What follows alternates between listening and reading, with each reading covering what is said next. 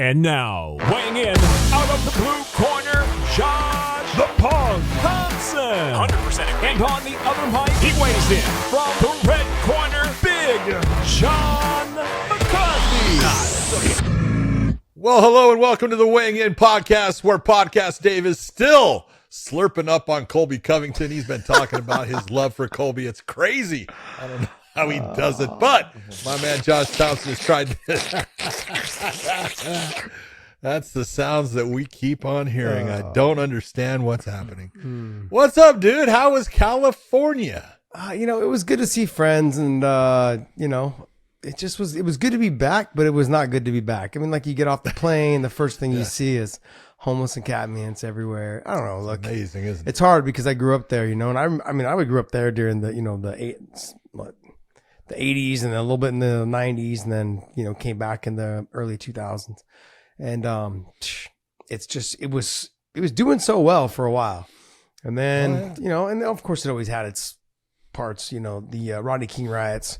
There was a lot going on during that time, but after it all, I think dust settled and stuff. Yeah, I was there. I kind of remember. Yeah, so but there was like hits, they kind of felt like it set us back a little bit, but then I think we moved forward in certain stuff. And I don't know. I've been a California kid my whole life, man. So being here in Texas, it's been fun. It's been different, but there's a lot of things that when I go there and I'm like, man, this is coming back, kind of getting back here now, like just yesterday and today, late last night, but then today, just driving around and not feeling really like any traffic, not feeling a care in the world. Just like, you realize you're just from point A to point B, and I don't know. It's a different feeling. It's a good feeling. There's it's no the way life's supposed to be. Life's not supposed to be a challenge just to get from one end of the town to the other. It's not supposed to be that. Just the stress of it all. Like there's a lot of stress going from one spot to the next. And I caught myself a couple of times, like on the highway there, going like 60 miles an hour instead of, just because there's like, and people are just buzzing by me, and I'm like, oh no, see that, hold it. That's true, because you slow down. I slow down when I'm at home. I don't drive that fast. I go to California. It's like, you've got to drive fast. Yeah. And then I just saw they're putting up speeding cameras on the freeways that automatically write you a ticket if you are 11 miles per hour over the speed limit up. Why not one? Well, because there can be differences in speedometers and things like that. So they're saying that 11 is the one saying, nope, you knew you were going over the speed limit. But I'm like, well, damn, we're going to see what it's like, because when I go there, I have to drive faster because everyone's driving faster. Yeah. You have to keep up with traffic. You do. Otherwise, you're the one getting honked at and ran off the road and birds given to. That's how more road rage is going to happen. I really believe it. That's exactly how more road rage is going to happen. You're going to have a lot of people getting pissed off that you're only doing 11 miles over. I mean, I don't know. It was difficult. I was downtown to meet for some dinner with some friends, and I pulled in this parking structure and it wouldn't give me a ticket. So I just went in there and parked anyways. Well, then they have meter people that go through the parking structure and just write you a ticket. So I got a $40 ticket. I'm like, there was no way for me to get a ticket. I couldn't get like a parking ticket. Okay, did you just see the video of the guy who got a parking ticket and then walked up and shot the parking attendant, meter maid, whatever you want to call it, shot him in the head? Wow. Can you believe that over a parking ticket? It's like, Jesus Christ, what the hell is going on? People are going crazy right now, man. They're going nuts. I got to be honest, John. It feels like I can feel the tension from a lot of people when it comes to the. I mean, I still here in Texas, you're paying about $3.40 for a gallon of gas. It was $6.18 in San Jose. Oh, yeah. $6.18. Yeah, Jack Reese, who's a boxing referee in California, just sent a picture, and he goes, and it's got $100 on the gas pump, and it was 15.5 gallons, basically 15.4 something, right? And he goes, the first time I've ever put $100 of gas in my tank, right? And I sent him back, and I said, that right there would have given me, that would have cost me $47. Yeah, where I'm at. I don't know, and which is not good. But it's a whole lot better than that. Yeah. And then I listened to, did you see Gavin Newsom, man? He was like, they asked him a question about the gas. He walks all around it and stuff. It's like, why don't you tell the truth? It's tax. Yeah. You guys tax the shit crazy. out of gas, and then you throw that money away. So you just make people pay it, and you're throwing it away. Well, like, let me go on this. I show up, and I rent a car from Avis, and I'm a preferred member with Avis because of whatever Yeah, the Gold traveling. Club. Yeah. So anyway, it's been great. Get up, and I don't even talk to anyone. I just walk right up to my car. It shows my name on a board. I walk right up to my car, and I just drive. Tells you where to go. I love it. Or you can pick out yours in the row. Yeah, exactly. So I walked up. I was like, okay, Thompson, D28 was the number. I just walk up and get in the car. I drive out. The guy checks me out at the get out gate, and I just drive away. I get to where I need to go, and I exit the highway, and all of a sudden the gas light comes on. I'm like, I just got the car. You didn't look? I'm sorry, but isn't it always supposed to be full? Isn't it always supposed to be full when you get it? So the gas light comes on. Think. Well, John, it gets better. It gets better. So I pull up to the gas station. I just see the gas light come on, and it just turns red and goes, And so I pull up to the gas station, get out of the car, and I walk around the car. There's no place to put gas. It's an electric car. You guys didn't choose to tell me that this car was electric. Hold it. John, I kid you not. No. I was just... You didn't know you had an electric car? No. Okay. Did you, when you turned it on, did a motor come on? I thought it was hybrid. I thought it was like a hybrid thing. So when you start cars, right? Like even my Grand Wagon, my Jeep Grand Wagon here I have right now, when I turn it on, it's quiet. And then as I hit the gas, it'll make some noise and it'll go. That's why I like my truck. I hit that button twice and John, it gets better. That's the way it's supposed to be. I still can't. I walk around the car. It gets What's that, better. Dave? So it still gets better? Yeah, I can't. I walk around the car. I can't find out. I have to actually YouTube for this model to find out how I put electric in it. But let me ask you this. So it's a complete electric car. There is no gas. There's no gas whatsoever. And I'm like on dead. and it was getting to be dead. Yeah. What kind of car was it? It was the Genesis. A Genesis, I believe it was like a G80 or something like that is what it was Kia called. Genesis. No. Genesis is it a Kia? I thought it was a Hyundai. I thought Genesis were Hyundais. It might be Hyundai. Yeah. I mean, it was nice. It was really nice. I'm not saying it's not nice. These are nice. But no, I'm driving around batteries. it. Like, so here, but I pulled up the gas station. Well, if you're renting cars, John, and correct me if I'm wrong. Okay. If you're renting cars, yeah, there it is. The furthest one on the left down there. Yeah. I think it was like a G80 or something like that. No, that's not it. It was like a sportier version. That one right there. See that one right there? Yep. That one. Which one? That one. You got the thing on. Yeah. That one right there. Hell, that's a nice looking car. Yeah, it was nice, man. It was nice. But guess where you charge it at? The front. In the front, in the grill. But it's like a honeycomb, so you have to touch the right spot to find out where it pops open. And so there was no place. Anyways, but look, if you got to think, if you're renting a car and you're coming from a state that doesn't really use electric cars, and they give you this car, and you start driving around, and you're like, okay, where the hell do I get electricity at for this thing? Yeah, you got to find a place to charge it. Yeah, because they're not like Tesla charging stations. I went through that in San Jose are everywhere. Yeah, hold on. No, see, because I went through that because I did the same thing. I rented a Tesla. I knew it was electric, but I rented a Tesla when I was in California with my wife, and my wife hated it because I was always going and having to try to find a charging station. And then I'd get to the charging station, and they're all full. Yeah. So you got to wait 30 minutes, 45 minutes to then charge for an hour. Yep. No, I should have taught you when you were in town, Josh, how to charge an electric car. But see, that's the thing. So I get there, and then now I'm literally like trying to drive around and find a place while I'm on empty, trying to find a place to charge this thing. Finally, I found a spot, but then it gets better. When you get there, I thought you just like pull up like a gas station, you just like swipe your credit card and you plug in, and then like that's it. No, you have to download a fucking app, and you got to like create a member account. And then input your credit card information, and then you swipe your phone. That's right. This is the dumbest fucking thing ever. Why can't I just swipe my credit card and pay? This is so stupid. I mean, and here you can't pay cash. I can't go inside and because those are owned by somebody else. Those electric charging stations are not owned by the gas station.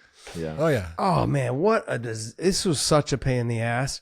And then the one place that I knew where they had it was like a Bank of America. They had the charging station. As I'm driving by, they're in the process of removing those 2 ones to put 2 new ones. Those are the only 2 charging places that I freaking knew of that were not Teslas. I mean, Teslas are everywhere, like at every mall, at every, at everywhere. They've got at least 1 or 2 everywhere. But then at the malls, they've got like a row of them. There's like probably 15 of them. Anyways. Yeah. Yep. I don't know. Yeah, it's real frustrating when you drive up and there's 15 to 30 of them, and every one of them has a car on it. Well, I guess the benefit of it, and maybe Dave, you can speak to this because you have an electric car, is that when you Don't pull tell up, Colby Covington. don't tell Colby Covington. But then it's like you have to wait. Like it only cost like $8, so it was cheaper than, let's say, I put gas in, but I had to sit there for 30 something minutes. That's actually pretty good. I was there. But it was only like 30 something minutes. It was like It charged up $8. pretty Yeah, it was damn fast. $8.95, whatever it was. But yeah, it wasn't bad. $80. 30 minutes will get you. $8. It $8. was like $9. Yeah. And in 30 minutes will get you the first 50% of your. Well, I was it gave me. I didn't fill it all the way up. It gave me 80%. When it said it got to 80%, because I had Yeah, it only goes to 80%. Oh, does it? Okay, because I was Those wondering. only go to 80%. It got up to 80%, and then it kind of stopped moving. It takes forever after that. Yeah, it was like 81%, and then it went like kind of teetered back to 80%. I'm like, what the hell's going on here? Yeah, it'll have actually charging stations that will tell you that, oh, this one will go to full. No, but most of them go to 80%. got At it. least you didn't do what I did. I bought my car and then installed an outlet in the garage, and then I went and bought a $500 charger on Amazon. And then one day I opened the trunk of the car, and there was like an extra part underneath that you could open again. And I opened that for the first time, and there was a freaking charger that came with the car. months after the return policy on Amazon, I was so pissed. Man. I love it. That's awesome. Oh So shit! pissed. What the hell is this? Yep. Oh, it's the charger. Wait, you Now I have a didn't mobile charger, you didn't though. just buy a new charger and then return the old one and then like? They were different brands. Oh, gotcha. Yeah, so I couldn't go away with that. But I just call it my travel charger now. So when I come up to your house, I'll charge my car at your house. Jeez, this is hilarious. I did it for a while. I had an electric car when they first came out. I had the BMW i3 or something. i80, yeah. No, i3. i8s are really nice. I had the i3. Oh, gotcha. But it was, I got a great deal on it as far as from the dealer for a lease and stuff. So I was like, yeah, I'll do it. It's just that, back then it would go like maybe 130 miles. Really? I thought those were only like 80 miles. Well, because I had there was actually a motorcycle engine in it that charged the batteries. So you could put like a gallon and a half of gas to have that charge the batteries. Interesting. So different. Yeah, that was my experience in California. I got to go back on Wednesday. Yeah, I know you do. That's good. Speaking of gas back to tanks, work. Yeah, I got to go back on Speaking of gas for tanks. weddings. Speaking of gas tanks, you know what? Dave's trying to get us to the fights. Let's go. Yep. Speaking of Everyone's gas like, hey, I didn't really call. Dave wants us to stop talking. Yeah, Okay. about California and gas prices. And If we were electric talking shit. about Colby Covington, it would be okay. Yes, it would be. But all right. No disrespect, Colby. Nah. We'd love to talk about you, but we got other fights until yours comes up. Let's go ahead, John. Let's go. Canelo Alvarez took on Jermell Charlo in a fight that was big time as far as what people expected out of it. I'm being honest, I watched it and just wasn't. It was one-sided. Yeah. Let's just be honest. It was a one-sided boxing match. I gave Charlo, I think, 2 rounds, and that was me being nice. Yeah. He got knocked down in the 7th round. It was the power. You could tell that the power of Canelo was something that Charlo was like, oh, damn, this guy can crack. And he was used to being able to walk through what his opponents are throwing at him, and he wasn't able to do that. And he just never got on his game. He's a great fighter. Charlo is a hell of a fighter. I've watched him throughout his career since he's come up. He and his brother are fantastic, but this was not the same guy. He just didn't look the same. And a lot of it was, Canelo looked fantastic. Canelo, other than the first round, which neither guy threw very much, and that's the norm for Canelo. He gets his reads and stuff. Canelo just dominated where the fight was at, when the engagements would take place, just every bit of it for the most part. Yeah, when we talk about, there's times we show up to the arena and you're just not feeling it. Yeah. I got the feeling from Charlo that it felt almost like the first time he'd ever been under the bright lights. He just clammed up. He shut down. He just didn't have the output. He had moments where he would throw, but then he would go back to clamming up, putting his back to the ropes. His output was low. Yeah, it was low. And a lot of that, I want to be honest, it came from the Canelo situation. What it was Canelo was comfortable putting pressure with his hands directly up, and he'll take a couple of shots directly to the top of the forehead, and he would just walk through it. Like, not a care in the world. There's not anything you can do. And as you hit me and move, I'm just going to pivot my foot and I'm going to cut the ring off. I'm just going to walk you down again. No, he just walked.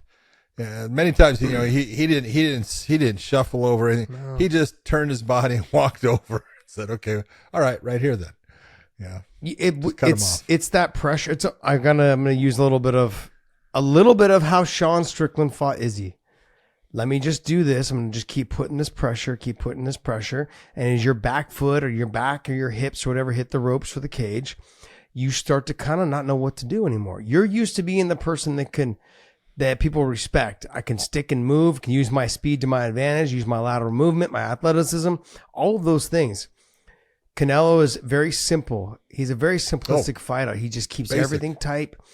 Defense is tight. And once you realize, the harder I throw, the less likely I am to hit him. And it doesn't really have an effect on him when I do hit clean, because I never really hit clean because I'm actually hitting his gloves because he's so defensively sound.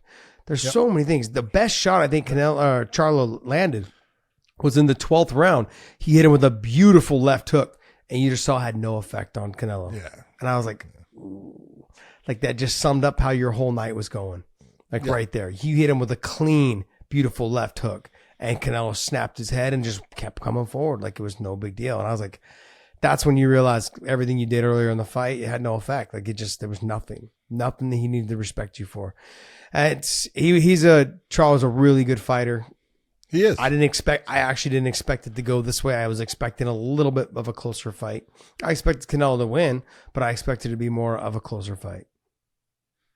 Well, both guys being 33 years of age, and you're looking at him and going, Canelo probably, he's close to double the amount of fights as Charlo. Yeah. So he's got a lot of wear, but you take a look at the guys that he's been up against.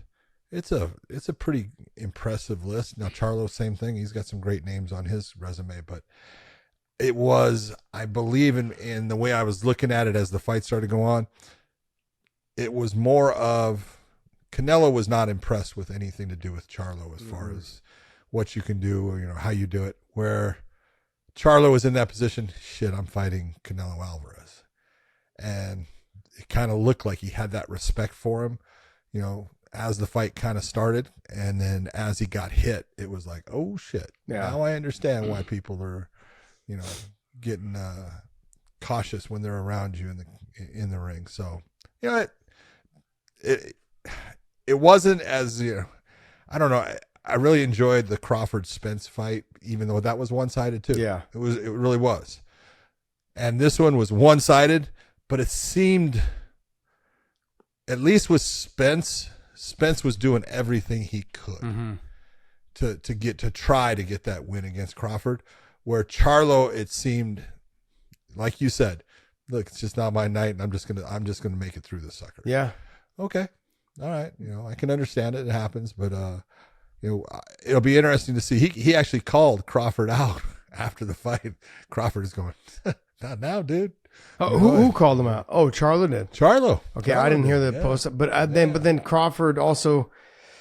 Someone had asked him about, like, hey, why doesn't Canelo fight Crawford? But there's a weight difference there, so you have to huge weight difference. Yeah, but you're gonna have to make that adjustment though too. And what Canelo's answer was very, like, look, if things align, then we can talk about it. He's like, but I don't see it aligning with our careers right now. And that was a very, very simple, like, hey, and accurate. We'll entertain it when we get closer in weight, and if you want to come up and make the adjustments, then we can talk about it. I'm not going down. Yeah, why would I go down? Yeah, I'm having success where I'm at right now. Yeah. I don't see. Charlo he came in, it wasn't his night, didn't pull the trigger. When you're talking about the Earl Spence fight and Crawford fight, Spence went out on his shield. Oh, fuck yeah. He went out fight. That's what I meant. That's what I was saying. Yeah. He went out there. He did everything that he knew how to do, could do in trying to, hurt Crawford, put shots on him. Just, got beat by a better fighter. Yeah, but you got to remember though, like when people talk about going out on their shield, sorry, but only a handful of them actually do it, John. Yeah. And that's what's funny is when I listen to a lot of these fighters in their press conferences and man, you're going to have to kill me. You're going to have to put me out on my shield. There's only a handful of guys that I've ever seen actually do it. I'll be honest, man. Like, hey, I look at guys like Frankie Edgar. He's one of them. That guy's going to go out on his shield. There's certain guys that sometimes they're not the greatest fighters. They're not the guys that were world champions. No. Frankie was a world champion. Yeah. You got guys like, Darren Elkins. Yeah. Darren Elkins is a guy, he'll go out on his shield, man. That's a dude you look and you go, no matter what, you're going to be in a fight. Mm-hmm. You know what? So, you're right. There are just certain guys that are like that. But interesting. I mean, nice win by Alvarez. Canelo looked good. Cinnamon, he did look good. But then I want to know how Charlo rebounds from this. How does he rebound from this? That's what I want to know. I think he goes back to 154 and just, takes, the next step in his career, takes through whatever the mandatory is and just continues on. And it's like he said the right thing. He said, look, I came up to take my shot. And he did. Mm-hmm. It just didn't work out for him. Yeah. Someone's going to lose. Yeah, that's true. It's a fight game, man. Normally, 9 times out of 10, there's going to be a winner and a loser. Normally. Yeah. All right, what else we got for us, Dave? Want to look at some PFL? I know that they didn't broadcast in the US, but just if you got a chance to catch at least the main event. I was able to at least see 2 of them, and the main event was one I was able to see, but it took so long for this fight to take place. To get started. And to get over. I mean, it was like, I said, Cedric Doumbé is just a dynamite stand-up fighter. He's got power in his hands. Watching him in glory all the time. The guy is good. He's got 4 MMA fights. I'd watched Jordan Zio, strong, powerful, but man, he got hit by a freaking hook and it was over. Yeah. It was absolutely 9 seconds into the start of the fight. 9 seconds. Mark Goddard was pulling him off because that's what Cedric did. I think he's going to be great for the PFL. I think he is someone that, there's going to be guys that are going to give him problems. They're going to be able to, take him off of his feet, make him work hard to get back to his feet, and we'll see what happens from that point. But in the stand-up, there's not a whole lot of guys that are going to want to be in the stand-up with him, and there's not going to be anybody that's better than him in the stand-up. I'm going to skip the fight because it was all 9 seconds. I mean, you saw exactly what it was. Did the UFC drop the ball? They offered him 20 and 20, and he said, nah, he went to the PFL. Hell yes, they dropped the ball. He made $140,000 in his first fight. That's right. Well, and this is, how many times do we have to say it? Look, the UFC's in their position. They can do that. Mm-hmm. They can sit there and they can offer that low ball and say, oh, hey, come in here and let's see what you can do. And then, if you start doing good, well, then we'll talk about raising your pay. Mm-hmm. Or you can be one of the smaller promotions. PFL is not as big as the UFC. It's like Bellator. But they got to pay more. Yeah. And they do pay more. Yeah. And to say, I love when people say, oh, they don't pay more. It's like, you have no fucking clue. Yeah. I put a tweet out. Why do people talk about shit that they have no fucking clue about? Why? They have to comment on something that it's like, what you just said is absolutely wrong. And any moron that watches the sport would know it. But in this, I'm not talking about the contracts, but the PFL paid this guy what he was happy with. And he went out there and performed the way they want him to perform. So good for both of them. Yeah, I mean, to get the knockout that he got, it was. What I loved is that he's obviously an entertainer. Came out like right before he was getting the crowd going. It was. That's what you're looking for. If someone you're paying a good amount of money to, and he's main eventing your card, and you have high expectations for him, you want him to be what he was when he walked out. That's what you want. He made him a pillow. at the weigh-ins, and he gave it to him, and then he brought a mattress out and the walkout. Like all of these things, these are all things. And the crowd, they loved him, obviously. And look, you and I, we've been to Paris for Bellator fights and other fights and stuff. And I got to be honest, outside of there's a handful of arenas we've been to that I think are just spectacular. And right now, and it changes given how much MMA goes to these arenas, or combat sports go to the arenas. But for me in the beginning, it was always San Jose because of who I was, extremely biased, obviously, in that, because I fought there so many times. LA had a couple great performances in terms of like their crowd in the arena felt good that I had been to. And obviously Vegas to me, but Vegas also too is hit or miss based on, Vegas is hit or miss, but you either have a really good crowd or you can have a really shitty crowd. But they're not local people though. That's the thing. They're all from other areas. Not a lot of them live in the Vegas area, but I have noticed as of lately, London's always been great. Like, in London or in the UK, normally the crowds are fantastic, but obviously to me, Dublin's top. Dublin is the top one, but Paris is right there. Paris is right there. And then for me, third right now would be Chicago, which is funny because that's where we're doing a show coming up for Bellator in November. But Chicago has been fantastic, especially at that arena. What's it called? The WinStar. WinStar. It's where DePaul plays basketball. Sorry. Is it WinStar? The WinTrust. WinTrust. There you go. Awesome. But that arena is fantastic, man. And the crowds have been crazy insane there. So, I mean, those are the arenas changed based on, whoever's on the card. I know that. But yeah, I look at it's Dublin right now. London's always in there, but Paris to me has beaten London the last couple of times we've went. And then I look at, Chicago. Those are my top 3 and 4 places I'd love to go to for the events because they always bring it. The fans always bring it. They're fantastic. So he's definitely catered to the fans and they love him for it. He's awesome. I'm looking forward to see what he does moving forward. Yeah. Anything else on here? Big win. Yeah, big win by Abduragumov. Took on Brad Wheeler. He got a really nice submission choke pretty quick in the first round. But the one I wanted to talk about was Dakota Dacheva, who is their up-and-coming rising star in the flyweight division. She went out and she actually had a tough fight. Cornelia Holm actually put up a good fight in a lot of ways. Just didn't have enough in the end and ended up succumbing to a body shot that put her out. But Dakota is good. She's fun to watch. She just missed with the head kick on the way down. Yes. But it was nice. The way she put the combination together was very impressive. Very impressive.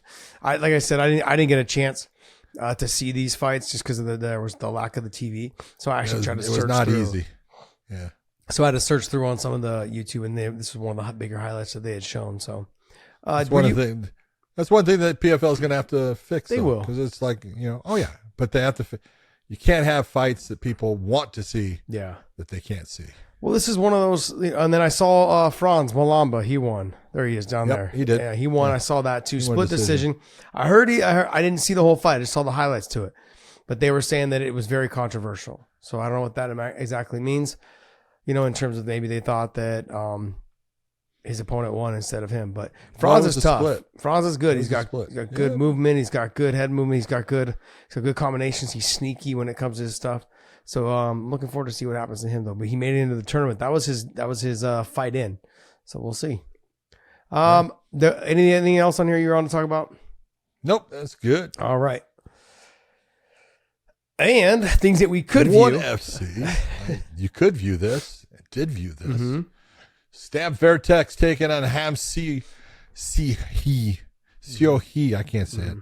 But Ham Siohi from South Korea. Stamp Vertex, someone that we've watched multiple times. Fight for the championship. This was for the atomweight one title. And it was really started off a little slow, but really started coming on. And Stamp Vertex just kind of started taking over into the third round. It was pretty apparent she was just too much for he. I felt like it was a lot of emotion going in because Angela Lee announcing her retirement. There seemed like a lot of things that there was. you could tell, especially from Stan Fairtex, just the emotion, I think, leading into it. They did the retirement for Angela Lee, and they get a little clip to the back room, and she's kind of getting a little emotional. And they've shared the cage, and she's lost to her, but she got a lot of respect for her. But I thought, like you said, Stamp started off a little slow. Both of them did actually, and then Ham Sale, she just she was starting to, she kind of came out in the third round more aggressive than she did in the first two, and that was kind of the beginning and the end for her. That was exactly. That was what gave Stamp the openings that started putting shots on that she just wasn't able to handle. Some of the knees to the body and things that were happening. Look at, if you're talking about smaller fighters, and atom weight is very small, tools that they're using that have great effect are the ones that are the heavier tools, the kicks, the knees, the elbows. And that's what Stamp Fairtex is. Yeah. She excels at. I mean, she landed the great body shot, and then she finished up. She actually threw the kick to the body right after, and then followed up with a knee. And then there was another little body shot that was able to get her out of there. I mean, she knew once she got her hurt was to finish up going to the body. And she did a great job. And the follow-ups, everything, ref came in, great job. The Danielle Kelly and Jessica Khan. Did you watch that? Good grappling match. It was good. This is when you take someone who has cage experience with someone who has no cage experience. I agree. And then Kelly was just able to utilize that weapon. She's like, look, you don't know how to get up. You're just going to jump guard. You're going to pull me to the fence. I mean, you're going to try to pull me down against the fence. That's fine with me, but I'm just going to smash you against the fence, stuff your submissions, get your knees and your ankles to your ears, and just make you feel uncomfortable the whole time. That's exactly what she did. There's a couple great exchanges in chasing on the leg locks, but Kelly, she did a great job of attacking on her own. I thought one of the catches, I thought for sure that Khan should have deserved the rear naked catch. Then that would have, I think, probably evened them up. But I thought Kelly, though, overall, I thought Kelly should have won, even if I did grade it in the whole fight in its entirety in terms of grappling. Yeah. Kelly had more of the controlling positions. She was able to get a couple sweeps. I thought she did a great job. I expected Khan to be a little bit more offensive, but instead she was a little bit more defensive. And it really worked against her. And so it was just almost like under the bright lights in the cage. Okay, let me ask you this. New. Yes. Throughout all of it, I thought Jessica Khan actually had some really good transitions into offensive acts against Kelly, but I never thought Kelly was truly in trouble. No, I mean, there was one rear naked that it was like, and that's what they call it. She was so calm. She was so calm in it and everything. It was like, man, it's like she's not worried about it at all. And I was just like, what?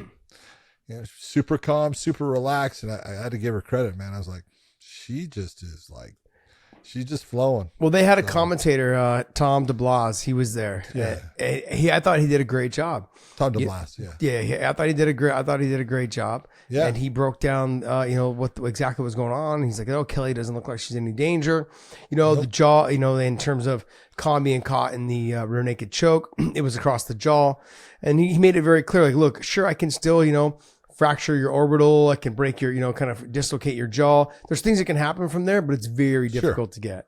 And so he was doing a great job of breaking it down. And great stuff. I thought this was a very well contested match in terms of grappling between each other. And I expected a little bit more out of Khan. And I think the fence, man. I think Kelly played the rules perfectly. Let me press you to the fence. Let me make you feel uncomfortable. Let me see if you can open up your offense that way. And just Khan had no answer for it. None. John, as we scroll through this, did you watch the Lineker fight? I did watch the Lineker fight. It was a little bit different than I thought it was going to be. I thought Lineker actually, fought a smart fight against Lohman as far as he didn't take huge chances. He didn't do the big rushes that he normally will do and stuff. He just smart in his attacks, waited for Lohman at times, countered. I actually, I know it went to a decision and people are going to be like, oh, it wasn't that exciting. It was a smart fight for John Lineker. And it was what he needed coming back because he got whooped in his last fight. So I thought it was a very smart fight against a guy that I think is a good technician in Loman. So You have to, fans should remember that anytime a fighter loses, the last thing they want to do is drop 2 in a row. So all they care about is just making sure that, look, even though I'm better than this guy, or even though I'm winning this fight, just do what I can to get the win. Then after that, okay, it's like a weight lift being lifted off your shoulders. And now the promotion's not looking at you like, okay, this guy's just dropped 2 in a row. 2 in a row. You know, where we and gonna then go with him. Yeah, what do we do? Where we go? Like those type of things. So I agree with you. I thought he fought a smart fight. It's very rare he fights a smart fight. Exactly. That was what I was really. I was like, I know as I was watching, I go, a lot of people are not going to think this is a good fight. This is a good fight for John Leonard. Yeah. For me, I thought the best performance, not best performance, about almost like a comeback of the night, was Foyalong versus Amir Khan. That fight where Amir Khan was dominating that fight from beginning to end. He was picking him apart. He was making adjustments in terms of his range and keeping the push kick up the middle. He almost caught him a couple times with that straight up to the chin push kick. He was just right outside the range. Before long, man, he's been around for a while. Since I was commentating for one. Long time. Since when I worked with ONE FC, he's been there. He's been there fighting like guys like Timothy Nastyukin and those guys. I mean, he's been around. He fought Eddie Alvarez. He fought Eddie Alvarez twice, I believe, because he beat Eddie. I think he's the one that beat Eddie his first fight. I think it was Nastyukin, wasn't it? Or was it Foyalong? Oh no, maybe it was Nastyukin first, but then Foyalong fought him again. Can you look up? I think they both fought. Let me see Eddie. No see Eddie there. No, he's not there, huh? No, it was Nastyukin. Oh, there he is, right there. It was Nastyukin. So he lost to Nastyukin and then he beat Foyalong. Yeah, it was. Yeah, I mean, he's been around for a while, both of them. And Nastyukin and Foyalong, both of those guys, big power in their hands, and that's exactly what happened. Oh, yeah. Khan was doing his thing, sticking and moving, using the boxing, keeping right outside the range, making Foyalong miss. I was a little wondering why Foyalong didn't try to pressure more on the top when he did get the takedowns. He didn't. He kind of backed out a couple of times. Like, what are you doing? This is where you want to be. Like, you're dominating from the top position. Let him back up to his feet. But I don't know. They were talking about he must have saw something. Well, he must have saw something. But good for him. I thought it was a comeback. He was down 2 rounds and gets the knockout in the 3rd round. Impressive. Great for him. Good for him. Yeah. Did you watch I don't know how you say this guy's last name, Cyril and then Elliott? I did not see it, no. But I saw it. It was okay. Just a quick knockout, TKO. But the other fight, though, with, how do you say his name? Rambolek and Asia Tenpao. Asia Tenpao, what a fight. Asia Tenpao was so impressive, John. Just so tight with the kickboxing. Big time elbows, came up, rocked him with some big shots, jumping flying knee, landed right. I saw the ending of that fight. I saw the ending of it. Good heavens. Yeah. Just impressive performance by Asia Tenpao. And he landed the kick as he was going down. Yes. It's like, ooh. So he hit him with the knee, and before he could actually get down, boom, he hit through the kick and went through. It was a very impressive performance. Very impressive. Look, I think. Where are you at with ONE? As far as a promotion? Yes. I really enjoy what they do as far as the variety that they bring. Okay. The biggest problem I see with them is their bulk is in the lighter weight classes. That's where you take a look at the talent that they really have that you go, man, that guy's fun to watch. Is usually in the lighter weight classes that they have. I love the fact that they do the Muay Thai with the MMA gloves. It makes for a different type of fight. It's fun, and it's exciting. And you normally, and I'm not saying it's the best for the fighters, but normally you see finishes. Mm-hmm. So I really enjoy that part of it. I like the grappling that they put on. Yeah, as far as the aspect, but I do think that they need to change some rules in it to make it to where it's forcing the athletes to go for the submissions more than they are at times. But overall, I love their promotion. It's the heavier weight classes that when you're looking at the fighters they have, they've got a couple and then they've got nothing. Yeah.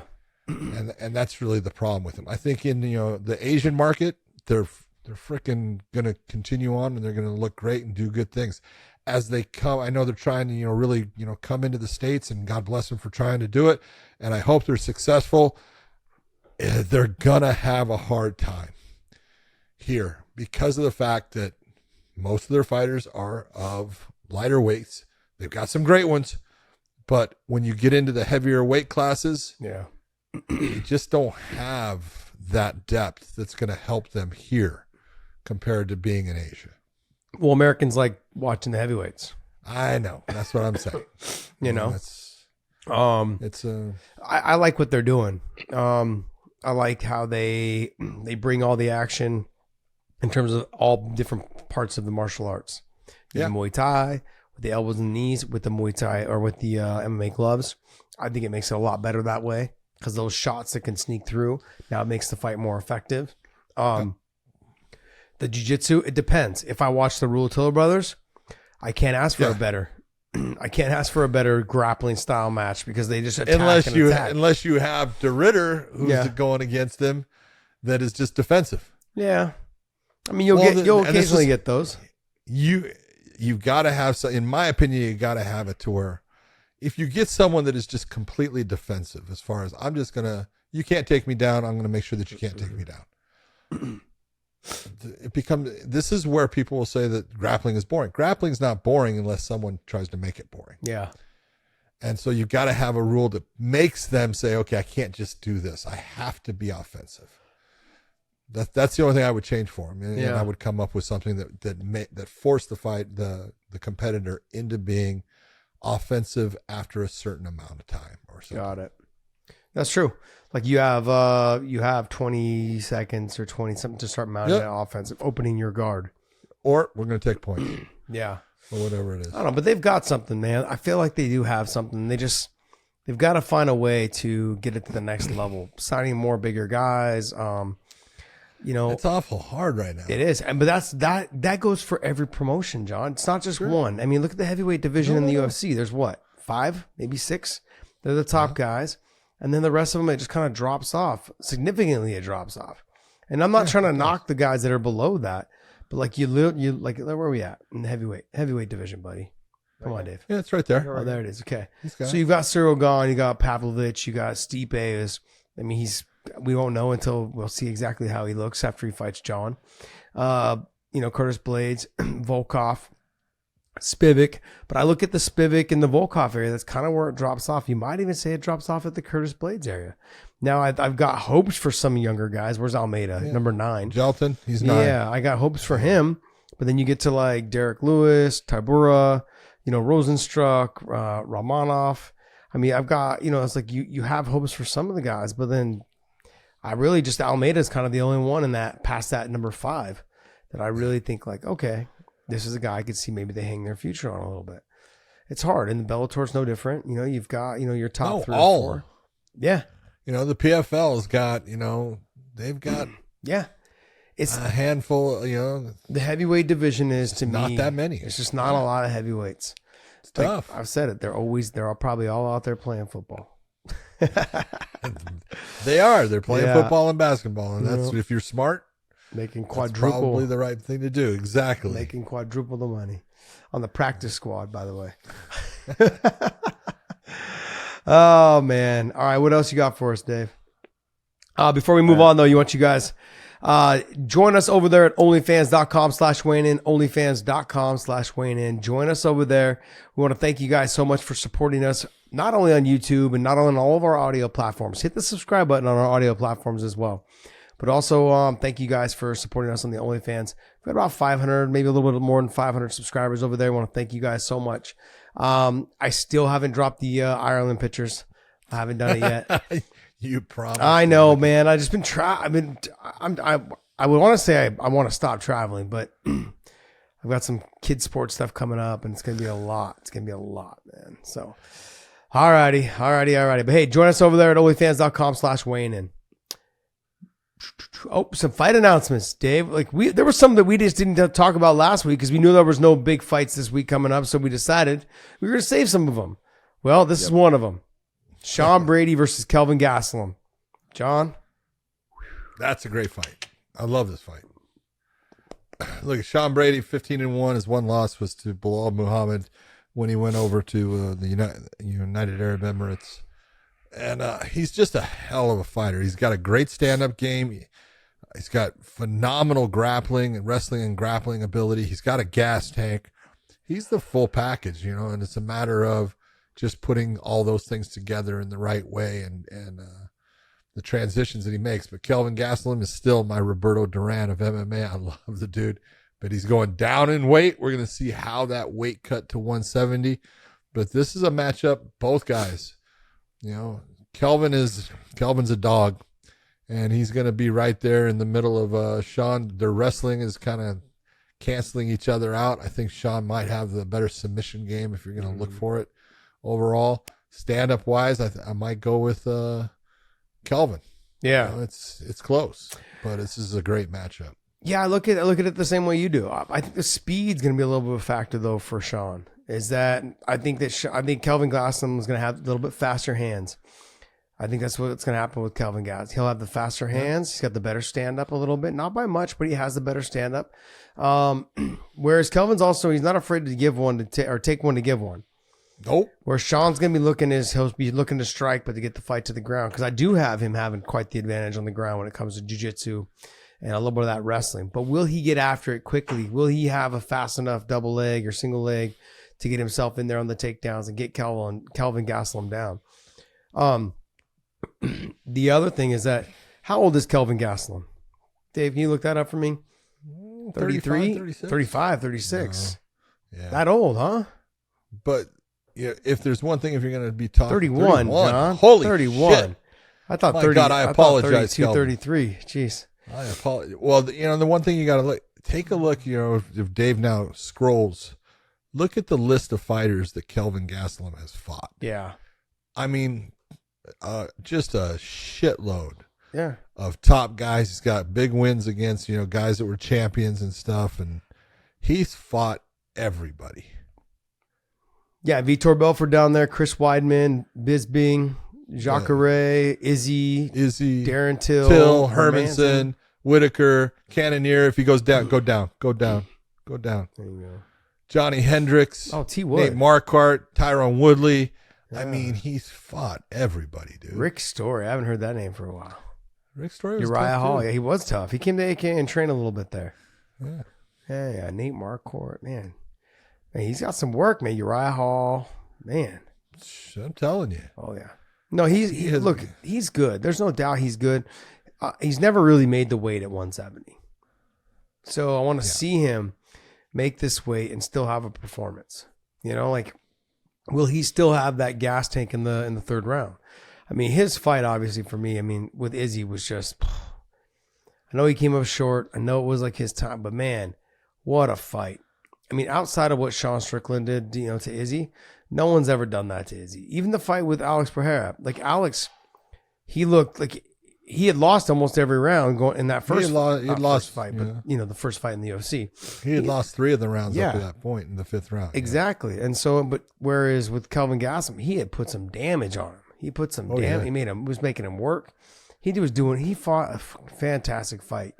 And this is going to be an interesting fight because it's going to come down to, normally when guys go from 185 to 170, the speed discrepancy is a problem. But I think Kelvin's going to be a little bit of the faster fighter in this fight.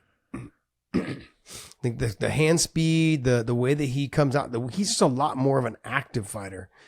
He's a lot more movement, a lot more things that go on. He's a busier fighter. I think the speed is going to be pretty much equal. Equal? Yeah. Okay. I really do. But because his hands are fast. Yeah. He's got fast hands.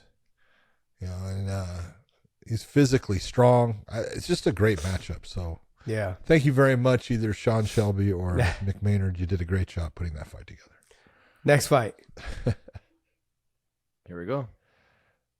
Shavkat Rakhmonov going up against Wonder Boy Stephen Thompson. That's at the end of the year in Las Vegas. Not too sure that Stephen Thompson asked for this fight. He got bullied into this fight, John. You think so? Oh, yeah. I mean, look. Oh, yeah. There's nothing he can do. Like, they're like, you're 40 years old or 41.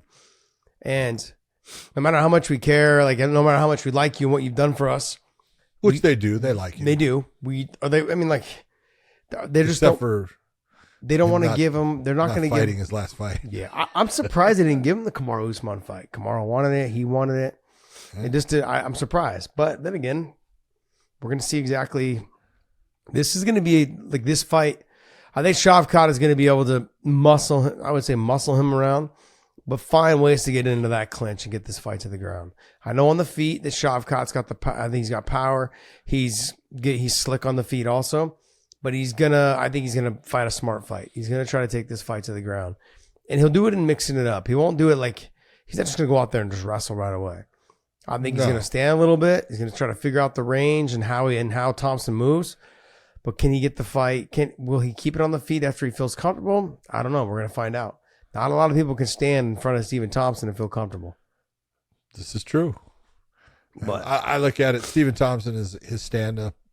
If you're going to look at the two of them, Shavkat's a much more standard, basic style. Obviously, we all know what Stephen Thompson does, but it'll be Stephen's going to have to limit his offensive output in the attacks that he makes based upon he knows how good Shavkat is as far as his body locks and taking people down from there.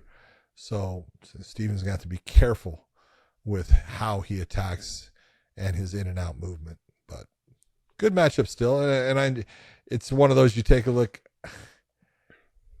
it's obviously, that the UFC is looking and saying, well, this is a good name for Shavkat if he beats Stephen Thompson.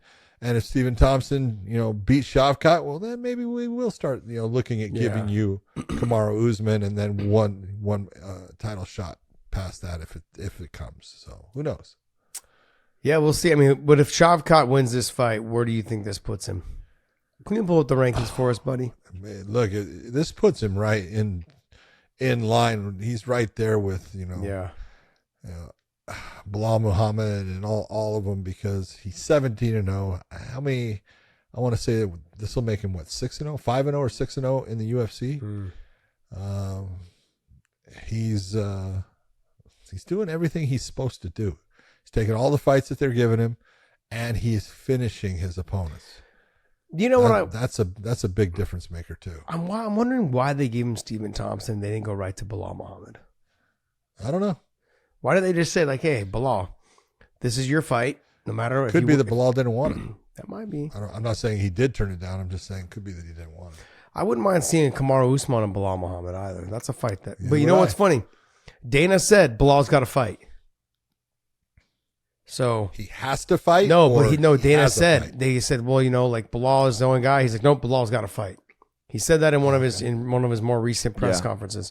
So I don't know who it is. No one's buzzing about it, but okay, we're gonna find out. I mean, it would make sense if it was Kamaru Usman. Boy, it would. It would make sense. It would make it's sense. The right fight. Yep. So we can have our clear cut. Since you have Colby going against Leon. Yeah. Kamaru and Bilal would definitely make sense. Mm-hmm. I mean, the only one out there right now is just left. I don't understand why Hamzat's still there. Please, guys. Just remove it. When he's fighting at middleweight. Have you seen him, John? He looks huge. Huge. He's gonna be a middleweight. He's growing still. He's a young man, and he's still gonna be growing and stuff. Making welterweight is too hard on him. It's something that he's not gonna be able to do anymore. Stay with middleweight. He's got the fight with Paulo Costa. And then there's so many fights that he could have in the middleweight division. Just depends on what they want to do with him. I'm not going to lie, though. I was kind of looking forward to the Shavkat Chimaev fight.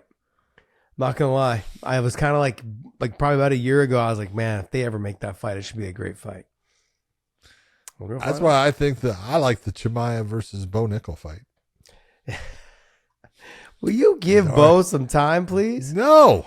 Bo Bo's good. Did you ever watch Bo against Gordon Ryan in I saw it. Grappling that they did? I saw it. Okay. If he can just do that with Gordon Ryan, I'm not worried about Bo Nickel. But as far as getting hurt, Bo Nickel's just fine. No, I understand. And he's getting better all the time. But I'm saying, though, on the feet against Chimaev, he doesn't. That's where I think Chimaev right now is better. You're right. Yeah. Yeah, on the I feet. agree. Absolutely. So that's where my concern is. Like if he But can't I get think the Bo Nickel takedown. out wrestles him, and Chimaev usually makes his bones and gets his wins based upon his ability to out wrestle somebody. Yeah. But I think his ability to out wrestle Bo Nickel would just be a sprawl and brawl, try to keep his back off the fence and then let the shots go. Okay. You know, so I think I would like to see Bo with 1 or 2 more fights before we start talking Chimaev. You're always wanting 1 or 2 more. Or 1 or 2. I'm just trying to play it 1 or safe 2 for the fighters, Just man. give me 1 more fight. Come Just on. let him have 1 more. Yeah. All right. What else you got for us? All right, we got Fig versus Font, December 2nd as well. This is crazy to me. Why? Oh, sorry. Never mind. I don't know why. I was thinking. They look identical, by the way, in this picture. They look very similar. I thought it was the same guy for 1 second. I was like, wait, where's who the same guy's fighting himself? No, they look. I'm being honest. I think this is a very difficult fight for Davison Figueiredo. Rob Font and his style is good on the feet. He proved in his last fight. Look, he's a lot better on the ground than we gave him credit for, and anyone was really talking about. He's tough as hell. We know that. Mm-hmm. And we've seen where Davison has problems as the fights go on in the rounds, where Font, he doesn't, he may take shots, he may take damage, but he's got a gas tank. Yeah. And he continues on. So this is a tough fight for Figueiredo. Yeah, I think if Rob Font's able to sprawl and brawl, keep this thing and just touch him with the hands, throw in a couple kicks here and there when you feel it. My concern might be the speed a little bit. I think Davison Figueiredo might be a little bit of a faster fighter. But Rob stays tight with the boxing. He doesn't really get himself out of position, and he's just got to keep it simple. Stick the jab at his chest or at chin level. Don't try to stick it at the face. Stick it right at that chest level. And do your work, man. Just take your time. Is this the main event? No, it doesn't I specify. would think so. Really? I would think so. There's a ton. I assume this is the main event right here. Oh, that could be. Got it. But it still doesn't specify 5 rounds. That's on the December 2nd, same night. So Fight night card. Very nice. Got it. Very nice. Next fight. We have Vicente Luque and Ian Garry on December 16th. Another one. I think it's a great matchup. I know you were thinking that Vicente had coming off a loss. You got to remember he fought RDA. That's right. And he had a very good performance against RDA. And look, Ian Machado Gary's good, and he's got a lot in the stand-up, and he could definitely hurt Vicente Luque and put him out of there. But this is the kind of fight that I think Ian Garry needs. I think this is the kind of fight that's going to put him either to that next level, or is going to be that fight that teaches him there are levels. And Vicente Luque, he got past, some of the damage that he's taken in fights, and he had a long time off for a while, and now he's come back. He looked good in his last fight. He fought smart. I think, stand-up wise, he's willing to stand and bang with anybody, and he's got power in his hands. He will take the fight to the ground too. So this is a multifaceted fighter that Garry is going to have to figure his way through. He's obviously hot right now, and I think that's why they made the fight. This is what I think. Dave, pull up Vicente Luque for me, please. John, they both train at Killcliff.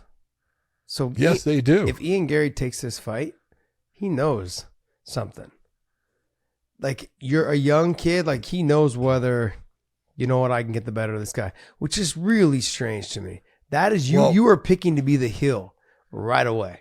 Like, you're literally saying, you know what, you train at my gym and I know I'm better than you, I'm going to fight you. But I believe Vicente has not been training at Killcliff recently. Oh, okay. He was for a long time. Still goes in there every night. But from what he's back in. I want to say he was in Brazil. I remember them saying there's something about that. Okay. It could be he's still there, but it is strange because they're both associated with Killcliff. With other guys that are ahead in the rankings or guys that are there, I would find that you'd find somebody else to fight.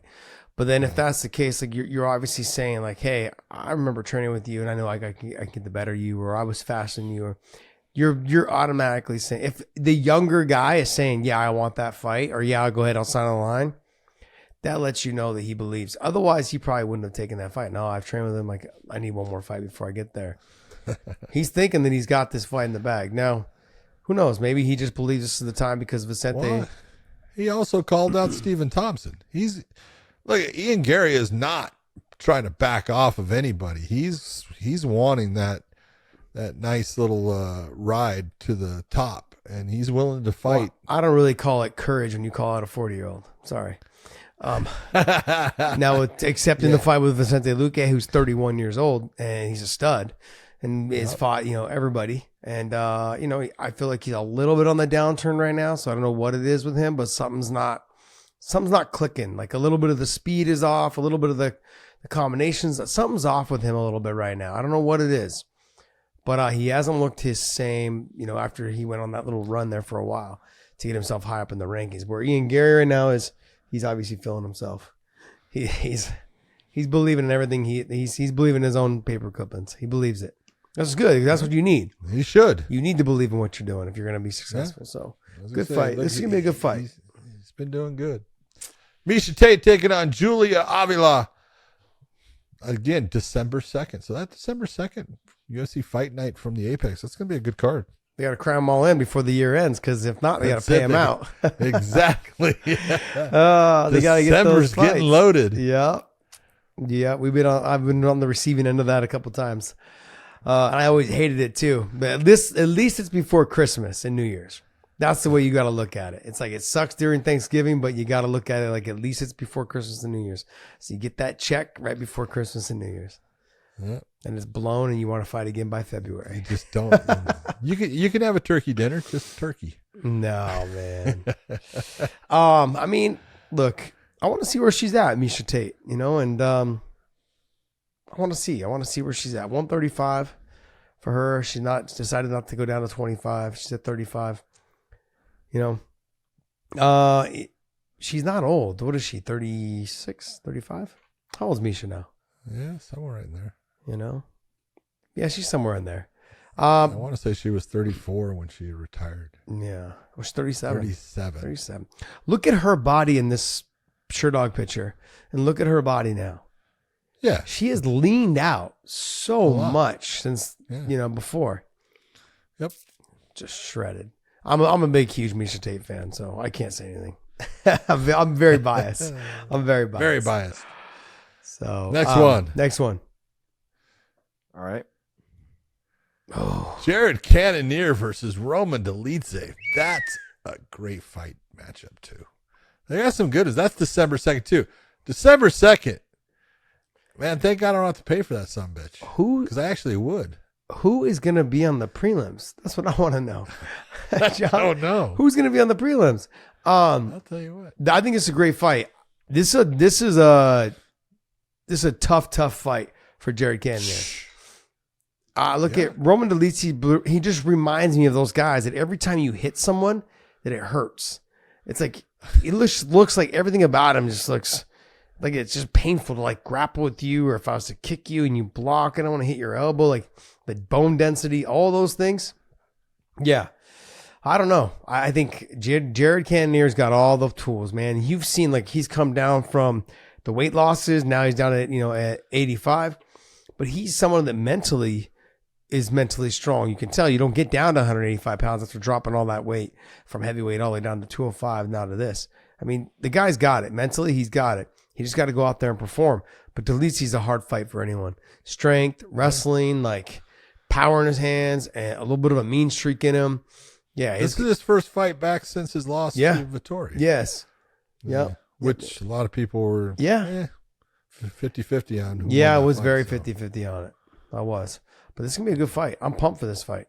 This just like you're saying, December 2nd is going to be a fun night. What else you got? All right. That ends it for the fights. That ends it. Ton of them. But we do have one story I want to touch on. I just saw it in the headlines. Just one? Just one? Oh. Yeah. One story really worth spending time on in the podcast. Really? And Tim Kennedy had put out a post on X, formerly Twitter, about it was an anniversary of a fight, and he made comments about the rules and kind of insinuated Big John's responsible for an issue there, and it was obviously picked up. Responsible. Big John replied on X, and then John, I wanted to give you a chance to kind of talk about this and clear up anything that you might think is off here. Tim had posted on X, robbery anniversary and the end of my fight career. Dear Nevada Athletic Commission, NAC 467.728. If a combatant fails or refuses to resume competing when the bell sounds, the referee shall award a decision of TKO. Okay. How about that? I guess I should come up with the Nevada Athletic Commission thing on grabbing people's gloves and punching them. Yeah, I saw that too. Look, here's the Josh. All right, Josh, I'm going to have you be the judge on this, okay? Because I'm just going to tell you the truth of what occurred. John, why you always got to bring me in all your drama? Why I got to be out here trying? Okay, Dave, podcast Dave. No, I can't let Tim. And I love Tim Kennedy, man. I like him a lot. I love Tim, but I can't let Tim Kennedy bully my boy around, man. We're not doing this. First off, there ain't no bullying going on. This is he can sit there and he can come up with his stuff as far as robbery anniversary and end of my fight career. Well, he fought a guy named Kelvin Gastelum after that. So obviously it wasn't the end of his career. Maybe it was psychologically. Yeah. Okay. So, and I'm not saying it wasn't, but what occurs in that entire thing, I used to sit and try to go through all kinds of different scenarios. So I would always have an idea of where to go when something happened. And, this is one that, I never thought I would have to figure out how do I get a cut man that works for the UFC back in a cage? Because, what occurs in this thing, and I have not watched it. I watched it when, after it happened, and because I wanted to figure out what do I do to handle this better, because there's always ways of handling things better. Mm-hmm. And I've always said, first off, Tim wanted me to do something to Yoel that wasn't fair. But I flat out honestly say it also wasn't completely fair to Tim. But let me stop part you of that quick. problem. Go ahead. Let me stop you. We have to start this thing from the beginning, because a lot of these fans, the people that are listening to our show, they have no idea what you're talking about. This is how old we are. We're dating ourselves right now, John. Okay. I don't even remember what UFC it was as far as the number. You'd have to look it up, Dave, to find out. But I want to say it was in September, though. I think I do remember that. So Tim Kennedy's fighting Yoel Romero. That's the situation. Yeah. Okay, and then I will be honest. Tim had in the back, he talked to me about, hey, he's been known to to have problems holding himself, as far as he kind of shat himself against Derek Brunson. And it was called the Dookie Gate and stuff like that. He says, man, I don't want to be fighting someone like. I said, don't worry about that. If that occurs, this is what's going to happen. I'm telling you right now. And I went through it with him, right? Well, the fight happens in the second round, right near the end of it. Tim, and I don't see it, grabs a hold of Yoel's, it would have been Yoel's right hand, and Tim starts throwing his right hand, and he actually hurts Yoel, and Yoel goes back into the cage. And he cuts him over the left eye. And when he cuts him, he's going after him, but the bell sounds, I hear the 10-second clacker, and finally the bell sounds, and I stop it, and Tim, thinks he's the winner of the fight. And I said, nope, it's the end of the round. Go back to your corner. And he's almost a little bit, like, oh, what the fuck, And it's like, you hurt him, but you didn't hurt him that bad. It's not for me to be stopping the fight. So he goes back to his corner. I actually go back and I have a doctor come in and look at Yoel while I go to Tim's corner to check on Tim, just to look at him and make sure he's good. I go back, I talk to the ringside physician, he's fine. No problem at all, let him go. And when I walk over to Yoel, I see that the UFC cut man, who has now left the cage, has taken Vaseline on that cut, and he's put a giant fucking glob and then smeared it going back to his ear. And I'm looking at and I'm thinking of both of them. Yoel is a guy who's a wrestler, but he likes to stand up. But Tim is a good grappler. Oh yeah, Tim's a damn good grappler. And I really, where I first figured out how good a grappler Tim Kennedy was when he fought Trevor Prangley. Yeah. He dominated Yeah. Trevor Prangley on the ground. I was like, God damn, he's good.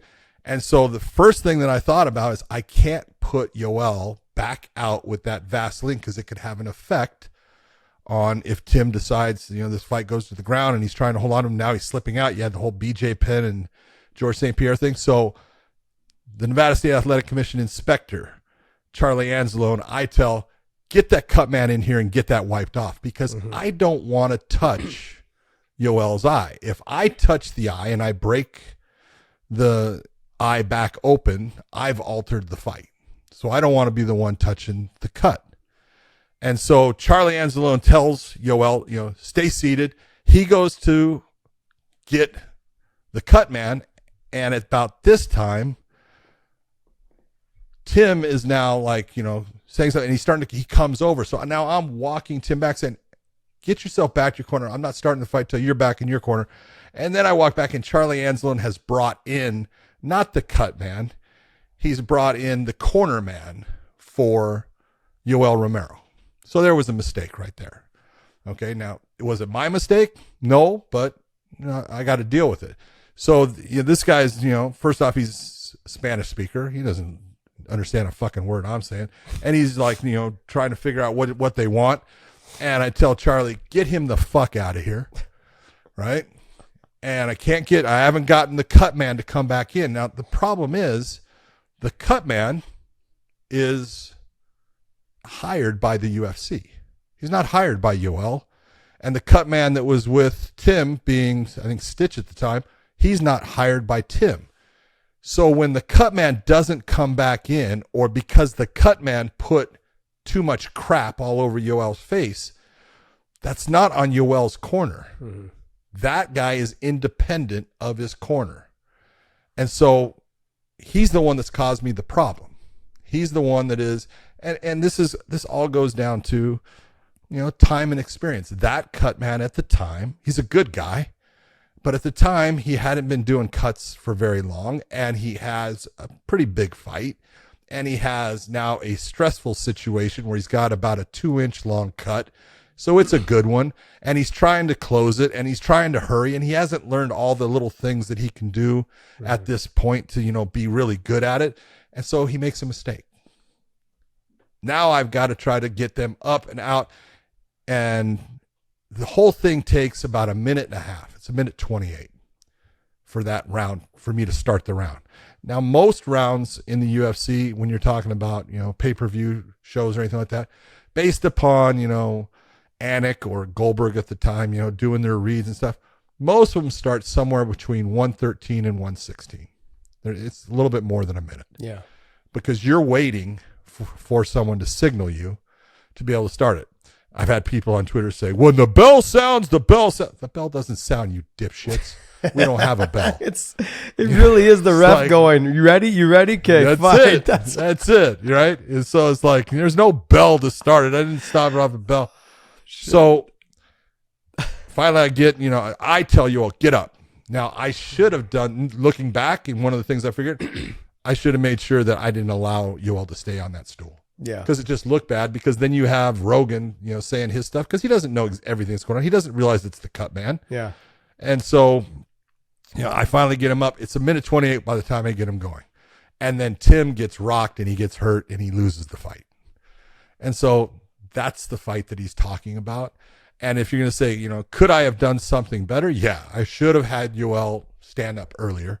It doesn't matter what, normally the stool and all that is the Nevada Athletic Commission guy. Either he'll assign it to a trainer or he'll actually bring the stool in, put it down, grab it out. He's the one responsible for your mouthpiece. He's going to say, you have your mouthpiece in, all that stuff, right?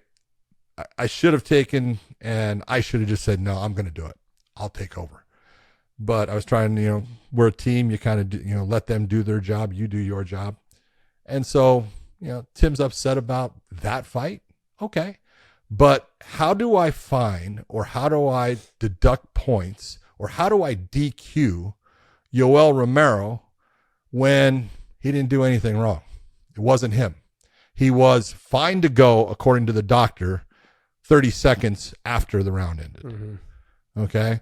So it's not like he was loopy. And it wasn't his corner that created the problem. There was people now saying, oh, yeah, I remember they dropped ice. There was no ice dropped.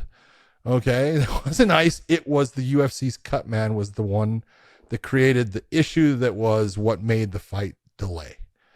And how do I find or DQ or eliminate points from one guy when that's not his corner? I couldn't do it. And trust me, I wanted to do something.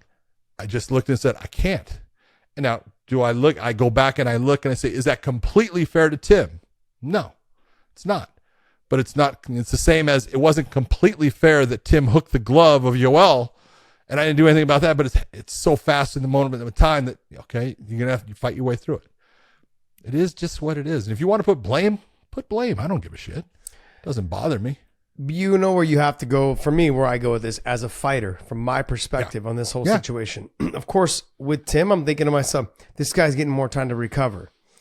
Sure. But all those things doesn't, to me, it doesn't really matter. As a fighter, this is what happens. He was on cloud 9 that he had rocked him right before the end of the round. And as soon as the round didn't start when it was supposed to sound, then everything went out the door. It didn't matter what Tim was doing. Tim's emotions, Tim's ebbed flow of his emotions, like, I've got him hurt. He's going to be done. I'm going to get out there. I'm going to finish this fight. And then the little, that 10 seconds or 15 seconds extra. It's like the guys jumping up on the cage thinking they won, and then they're told no. Give the example, it's like, Michael Bisping and Anderson Silva. Anderson Silva thought he won. No, buddy, it's not over. Get in your corner. And that's where you're at. Like, there's fights. I've seen it too many times where the fighter drops the guy right before the round. Then the fighter's able to get up and stumble back to his corner, but he got back to his corner. Round starts back up. Oh, the fight was over. He thought he won because the ref waved it off. Like, hey, this is the round. Fighter thinks it's over. I've knocked him out. No, the bell went. This is it. Yep. You go back to your corner. He goes, Daniel Weichel versus Patricio Pitbull the first time. Yes. Yep. Thinking you win the fight, and then come back in the second round or third round or whatever round it is in the next round, and your emotions got the better of you. Yeah. And I've seen it too many times. Well, you've seen it, I'm sure, more than I have. And it's like it's been something that's happened consistently. It's just it's that you feel like you've won. Everything is your energy level, everything, your endorphins, all of that stuff gets so high. And then there's this little tiny thing, and you let it ruin everything. You let it get to you. You let it believe, and then all of a sudden you get in trouble. Then it's like a snowball. It really is like quicksand. It happens so fast, you don't realize. Next thing you know, your head's underwater, and you're getting finished, or you're getting choked, or you're like, shit, how'd I end up here? I was winning this fight. And then now what you want to do is you want to put blame somewhere. It's an unfortunate thing, unfortunate circumstances. But like you said, you go in the back and you explain to him, hey, the cut man is not employed by me. It's not employed by the fighter. It's employed by the UFC. And whatever he did, I have to fix it. You cannot have a big thing of Vaseline from your face all the way to the back of your neck. I just can't do it. Or to the back of your ear. I have to get it wiped off. And it's a shitty situation to be in. I mean, I would imagine for a ref, and I'm not deciding with you on it just because it's where you and I are here talking about it. In the end, I actually was the one that wiped that Vaseline off, and I opened up his cut, and I was like, shit. Yeah. but you can't have. That's the thing. Like, otherwise it would have taken another 30 seconds. Yes. I couldn't get the cut man back in. And it was funny because after the whole thing, at the end of the fight, And Mark Ratner, who is, the vice president of regulatory affairs for the UFC.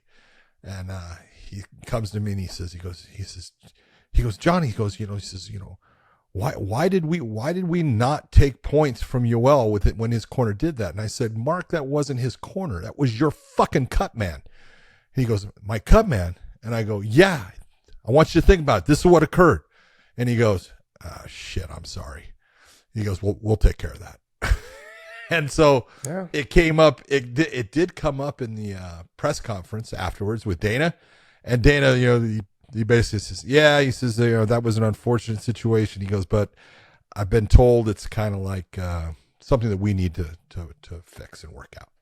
So that was in the end. I was told, it was funny because at the time I wanted to talk about it. The Nevada State Athletic Commission at the time was run by Bob Bennett. He said, I don't want you, don't talk to the media about this, just let it go. He says, you did the right thing. You got it going as quick as we could. He goes, that's something that we're going to have to figure out how to deal with since it's their, the promotion's cut man, not the fighters. Well, Mark Ratner was the commission, right, for Las Vegas for the longest time, right? And then he started working for the UFC. 14 years. Yeah. Yeah. I mean, he obviously knows. He knows the rules and what, but knows. Like from the outside looking in though, if he's going like, what the fuck's going on? What do you think the fighter's going through at that moment? I totally understand how at the moment Tim was like, I'm getting fucked. Yeah. And like I said, in some way I agree. I look and I say in the end, it wasn't fair for him, but there was nothing that I could do to make it fair for him. Yeah. But here's nothing was there within my power. But you brought up a good point earlier. Like he said the end of his career, then he went and fought Kelvin Gastelum and he lost that fight. What it is though, is that you work so hard to get to a goal and a peak. It's not obviously not on you. Is that then once you lost that one fight, he's at a stage in his career and his life. Like I've been there, and I'm just realizing after I lost the Benson fight, you really kind of like, all right, well, I'm at my age, at whatever age I was at 37 at the time. And they're like, you're not getting a title shot now. Look at where Stephen Thompson is right now. Let me give you the guy who's 17-0. That's what they're looking to do. Like you've got to see the writing on the wall. And so, and it's like, that was your moment for Tim. I feel like the Yoel fight was like his moment.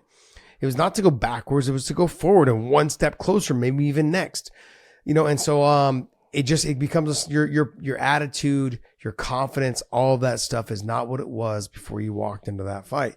And it changes everything. It does.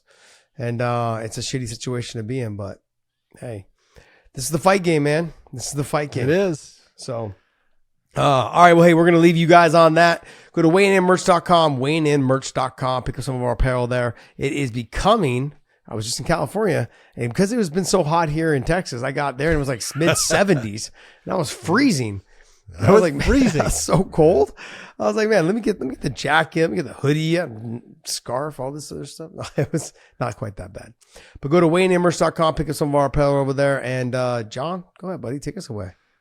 Hey, for everyone out there, thank you for listening. I hope you enjoy what we had to say as far as like the Canelo fight and all the variety of stuff going on. Without the UFC, no big fights, but next week it'll be there.